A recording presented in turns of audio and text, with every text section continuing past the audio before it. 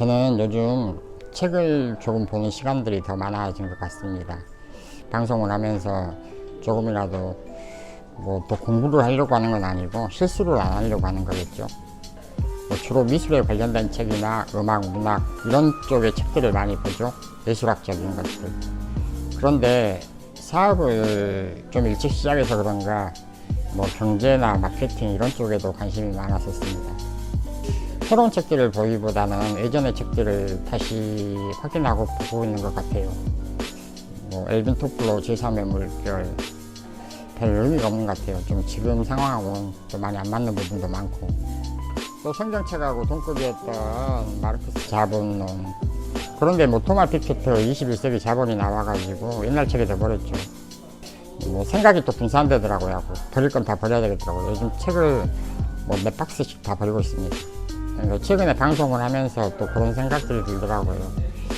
네트워크 마케팅하고 장사의 차이가 무엇일까, 또 우리가 어떤 식으로 사업을 해야 되나, 이런 생각들이 많이 들더라고요. 장사는 나 혼자 잘하면 되거든요, 보편적으로. 근데 기업이나 조직을 이끌어가는 사업은 나 혼자 잘해서는 안 돼요. 네트워크 사업은 또 틀려요. 초기 네트워크는 제가 제 과거를 이렇게 생각을 해보니까 사람들이 흔히 하는 실수가 있어요. 일단 사람도 많지 않을 뿐더러 잘 모르니까 일단 내가 편한 사람, 그리고 내가 다가가기 쉬운 사람, 이런 사람 위주로 팀 세팅을 많이 하죠. 저도 그랬어요.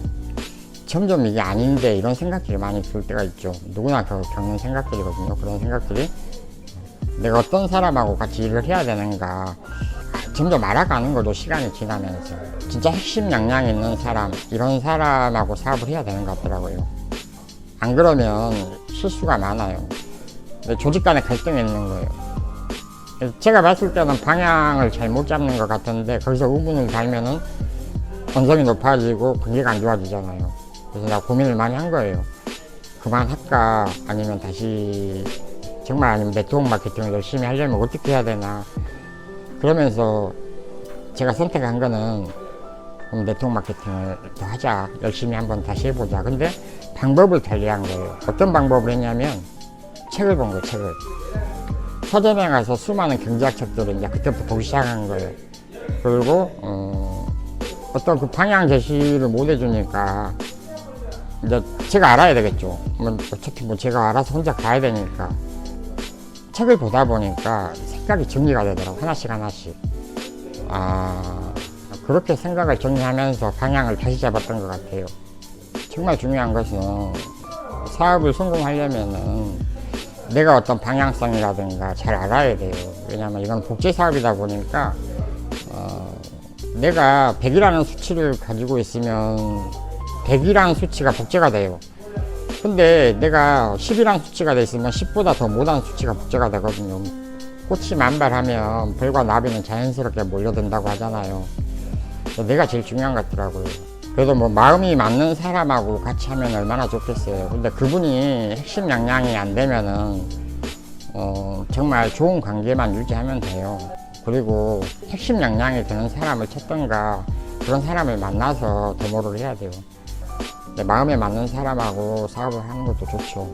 하지만 우리가 비즈니스는 성공이지 않습니까? 그리고 굉장히 이성적인 판단이 중요해요. 보통 사람들은 굉장히 내가 친하고 좋아하니까 감정적인 거 엮이는데 목적 자체는 우리가 성공하는 거잖아요. 비즈니스.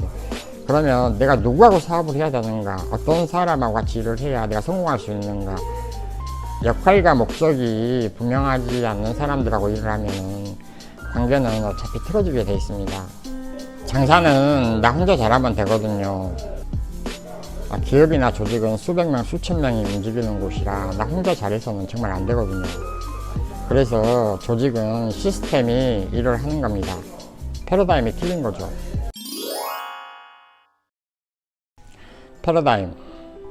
패러다임이 뭘까요? 세상을 바라보는 눈, 고정관념. 모든 비즈니스는 무한 경쟁 속에서 이긴 자만이 살아남습니다. 현상 유지 편향.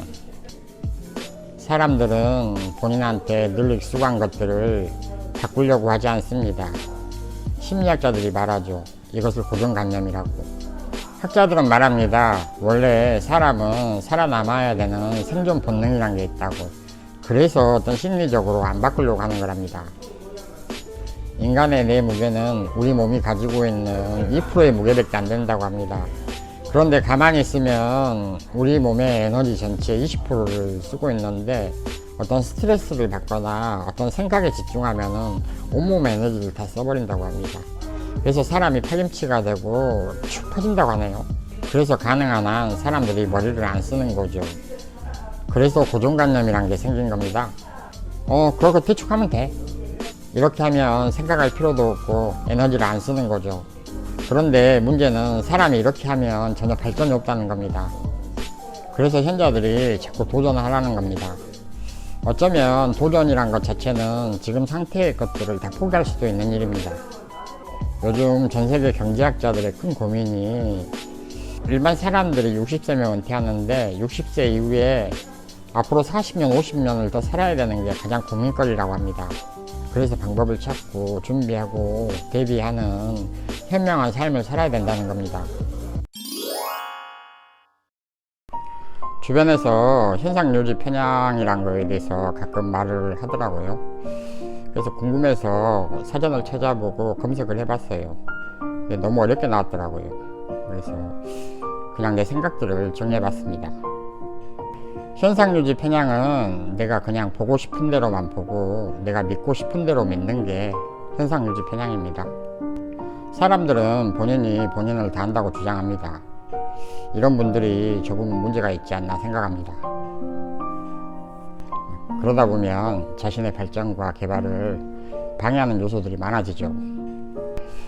우리가 우리 스스로를 얼마나 잘할까 생각을 해보면 나름 인생을 잘 살았던 사람들이 죽기 전에 이야기를 합니다. 나는 나 자신에 대해서 2%만 알고 세상을 떠난다고. 예전에 현자들과 나름 인생을 잘 사신 분들도 이렇게 말씀을 하시는데 바쁘게 살아가는 우리들은 자신에 대해서 얼마나 많이 알고 있을까요? 혹시 2%를 알고 살면서 98%를 다 아는 것처럼 이렇게 사는 건지 의문이 갑니다. 자신을 믿는 거는 굉장히 좋은 겁니다. 정말 자신에 대해서 아시는 분들은 이런 생각을 하며 사시는 분들이 아닐까요? 자신의 생각이나 관점, 신념이나 가치관에도 오류가 있을 수 있다는 것을 인정하는 삶. 이러한 것들을 인정하지 못하고 산다면 자기가 자기 자신에 대해서 잘하는 것이 아니라 잘한다고 착각하고 사는 건지 모르겠습니다. 그렇다면 이러한 오류에서 벗어나려면 무엇이 필요할까요? 자기 탐색과 성찰이라고 합니다. 그런데 그게 말처럼 쉽지가 않죠. 그럼에도 불구하고 탐색과 성찰 중 중요한 것은 독서나 상담을 통해서 자기 확정적인 면이 아니라 타인이 바라봐주는, 그러면서 그 속에서 분석을 하는 시간들이 필요하다고 합니다. 두 번째는 다른 사람들과의 소통과 교류가 굉장히 중요합니다.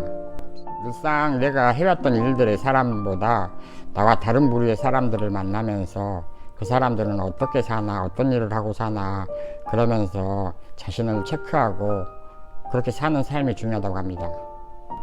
마지막은 확증 편향에 빠지지 않는 힘이 필요한 겁니다. 스폰서는 스폰서대로, 파트너는 파트너대로 확증 편향에 빠지는 경우가 들어 있습니다. 예를 들면 사업이 안 되는데 파트너 너 책임이야. 아니야, 스폰서님 책임이에요. 이런 식으로요. 결국 이런 상황들이 확증 편향은 강화시키고 관계는 더욱 나빠지고 개인에게는 개인의 행복과 만족, 의욕 등을 점점 약화시키는 요소가 됩니다. 세상의 모든 진실은 항상 자기 위치에 따라서, 자기 상황에 따라서 해석이 달라집니다. 똑같은 사안을 보고 각기 다른 생각을 하죠. 우리는 끊임없이 누군가를 오해할 것이며 자기 입장대로 말을 합니다. 비즈니스를 하러 왔으면 비즈니스에 대한 생각만 하면 되거든요. 사적인 말들, 개인적인 생각들이 조직 전체를 위험에 빠뜨릴 수도 있습니다. 그렇기 때문에 우리는 확증 편향의 유혹에서 벗어나는 힘이 필요합니다. 제가 경험하고 생각하는 확증 편향의 몇 가지 일이었습니다. 지극히 제 개인적인 생각이라 틀릴 수도 있습니다. 감사합니다. 마석봉입니다.